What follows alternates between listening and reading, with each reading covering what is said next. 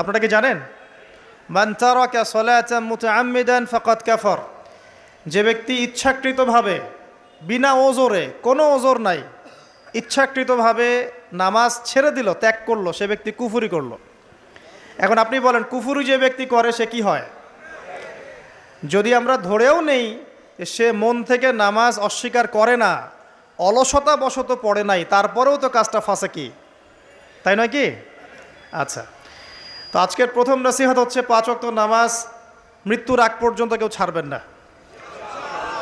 আমার সাথে ওয়াদা করেন যে ইনশাআল্লাহ আগামী যতদিন বেঁচে থাকব 5 ওয়াক্ত নামাজ জামাতে পড়ার চেষ্টা করব, যদি জামাত না পাই একা পড়ার চেষ্টা করব। আল্লাহ পাক তৌফিক দান করুন, আমিন। আজকে যদি এই কথাটাই শুধু বাসায় নিয়ে যেতে পারেন যে 5 ওয়াক্ত নামাজ আর জীবনে ছাড়বো না, আমাদের আজকের মাহফিল সফল। আর